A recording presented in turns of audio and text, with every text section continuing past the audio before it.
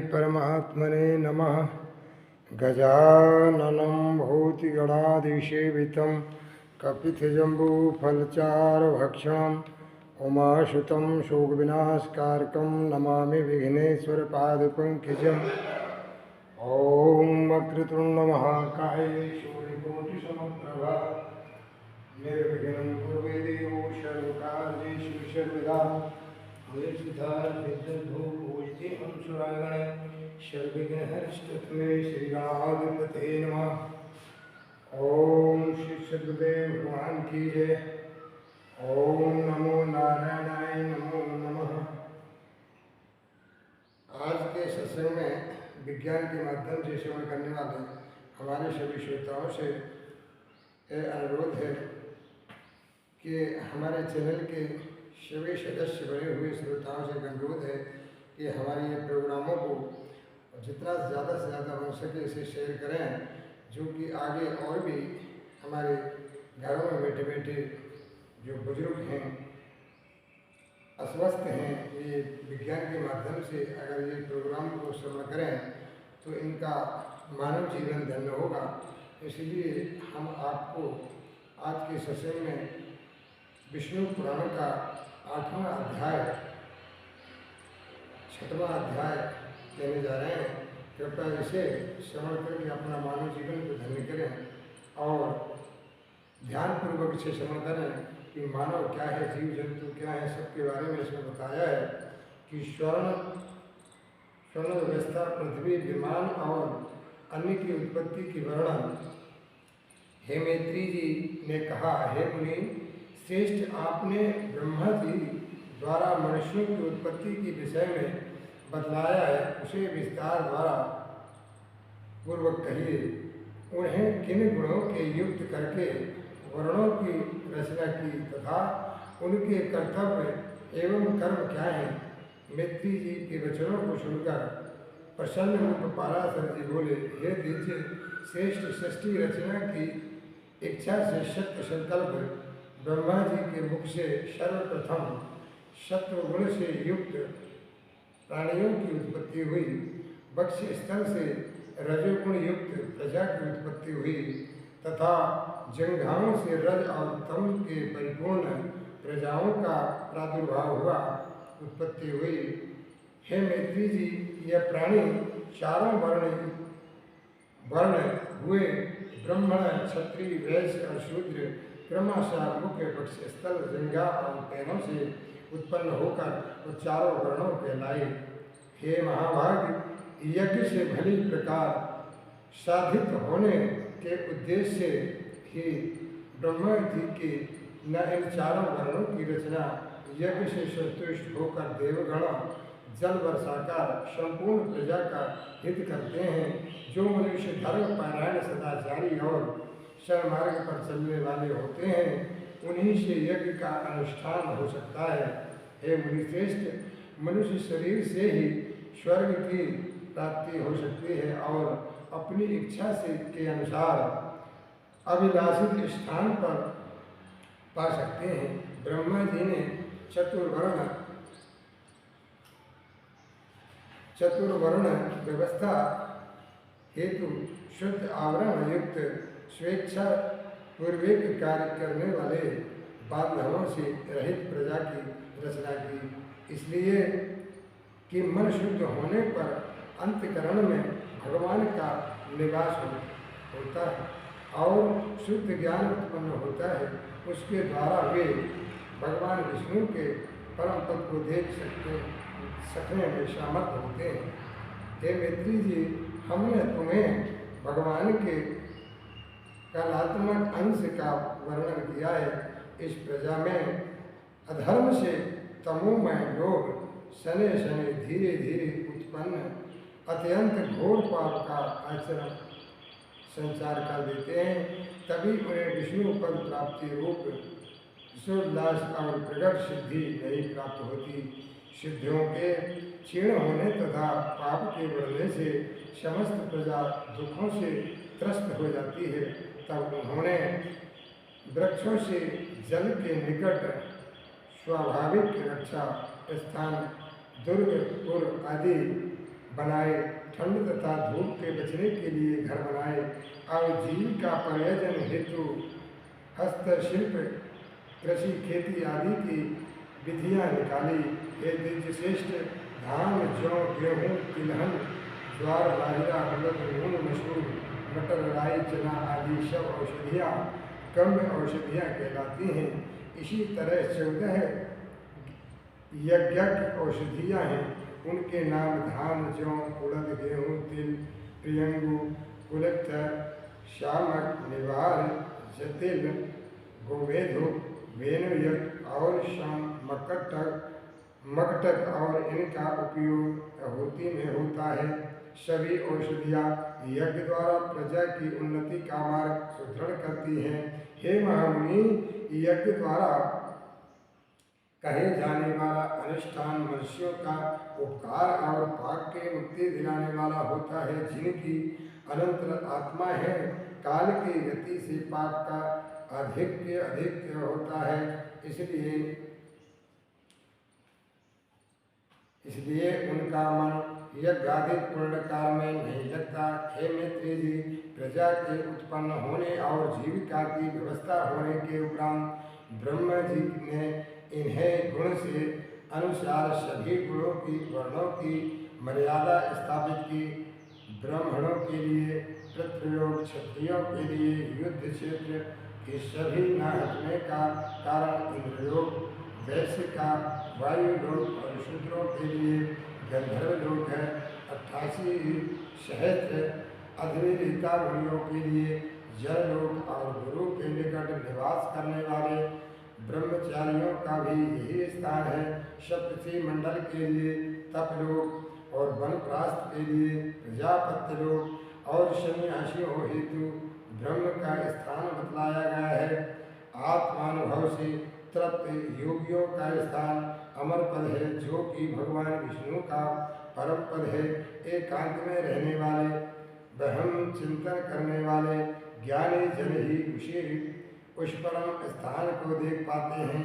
सूर्य, चंद्र आदि ग्रह अपने अपने लोकों में जाकर वापस लौट आते हैं, किंतु ओम नमो भगवते वासुदेव नामक 12 अक्षर के महामंत्र का जप करने वाले अभी तक को मोक्ष पद से नहीं लौटे।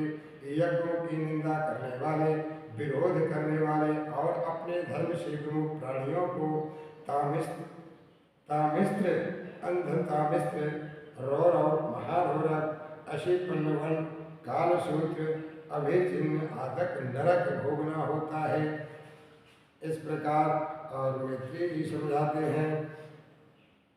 प्रजापति गण की उत्पत्ति, तामिशयज्ञ, मनु और शत्रुपा का वंश वर्णन। मैत्री जी से श्री पाराशर जी मुनि बोले, हे मैत्री जी, प्रजापति के ध्यान करने पर उनके शरीर रूपी भूतों तत्व से तात्पर्य है शरीर और इंद्रिया से युक्त मानसी प्रजा जी मिथुन क्रिया से न उत्पन्न हुई हो, बल्कि चिंतन से उत्पन्न हो की उत्पत्ति हुई। जब प्रजापति ब्रह्मा की प्रजा में वंश वृद्धि न हुई, तब उन्होंने अपने समान भृगु, पुलस्त्य, क्रतु, अंगिरा, मरीचि, पुलह, अत्रि एवं वरिष्ठ नामक के मानस पुत्रों को उत्पन्न किया। पुराणों में इन्हें 9 ब्रह्मा कहकर संबोधित किया गया है। तत्पश्चात ख्याति, भूति, सभूति, क्षमा, प्रीति, ऊर्जा, अनुसूया तथा प्रसूति नामक 9 कन्याओं को उत्पन्न करके उन महात्माओं के प्रदान करके और उनकी पत्नी होने का कहा। सर्वप्रथम ब्रह्मा जी ने सनक, सनंदन, सनातन और सनत कुमार को उत्पन्न किया था।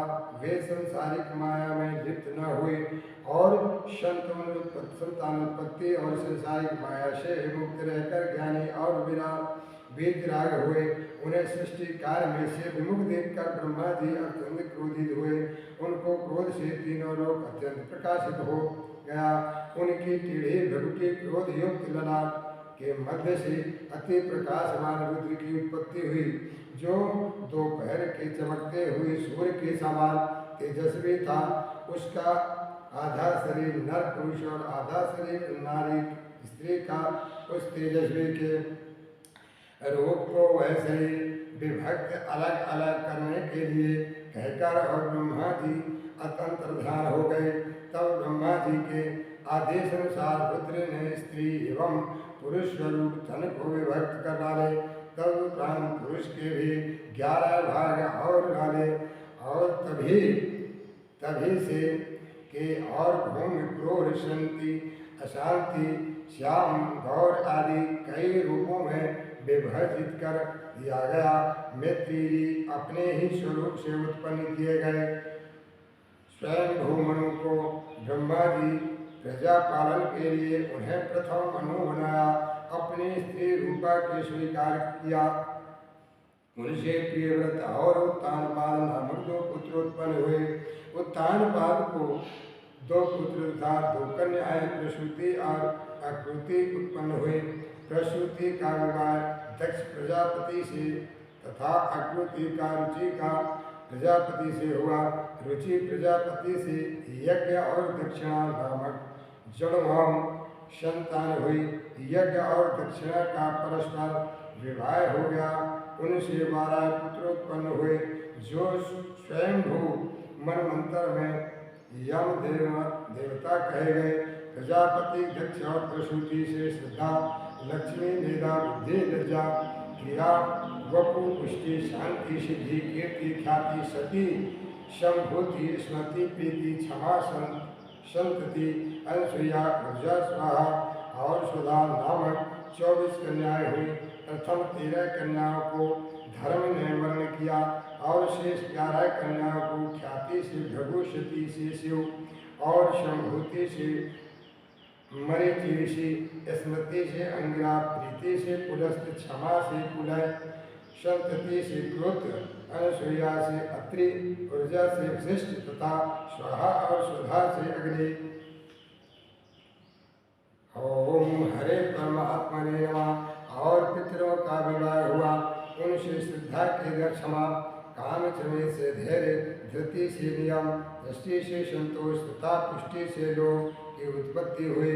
मेधा से ध्रुव, क्रिया से धर्म, न्याय और विनय, शुद्धि, बुद्धि से बोध, लज्जा से विनय, यपु से व्यवसाय, शांति से क्षेम, सिद्धि से सुख और कीर्ति से यश नामक पुत्रों का जन्म हुआ।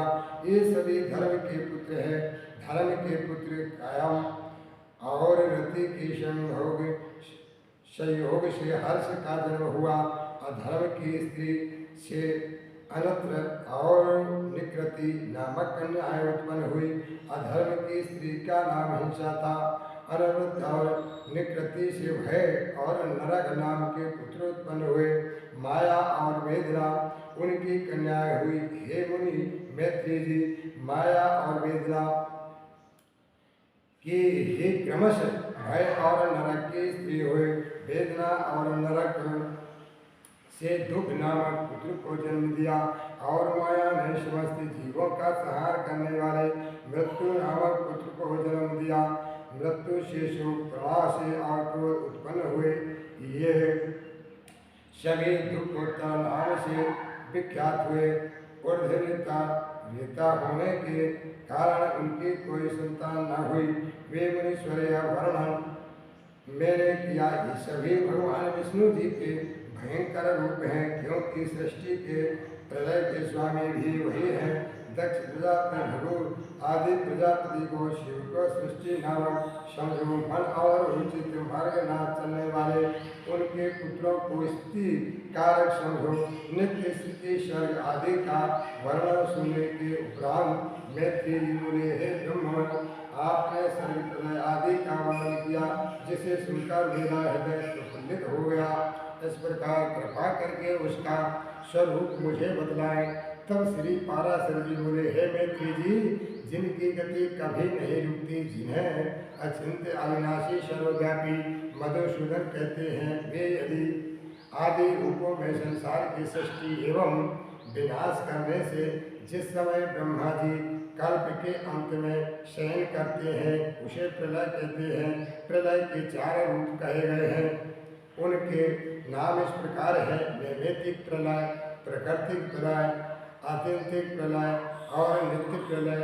नैमित्तिक प्रलय को ब्रह्म प्रलय कहते हैं। उस समय संपूर्ण ब्रह्मांड प्रकृति में लीन हो जाता है। ज्ञान बल से योगी परमात्मा में लीन होते हैं, उसे अध्यांतिक प्रलय कहते हैं।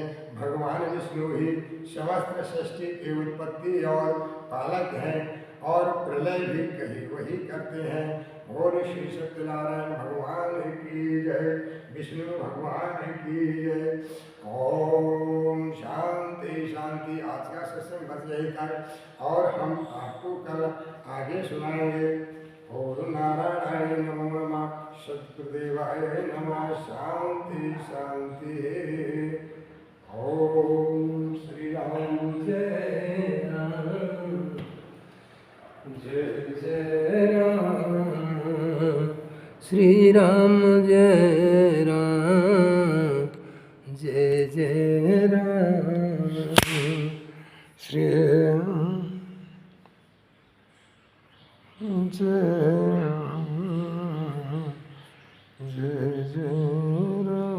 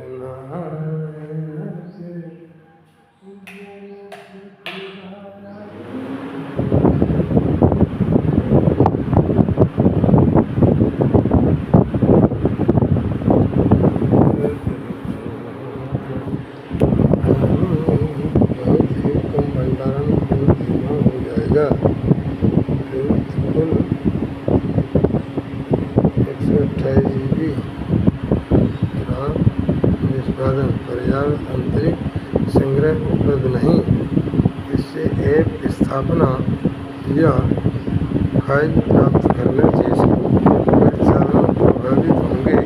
आपको करना होगा और अन्य समस्याएं उत्पन्न होंगी। कृपया फोन शॉप करें या फाइलें SD कार्ड में स्थानांतरित करें।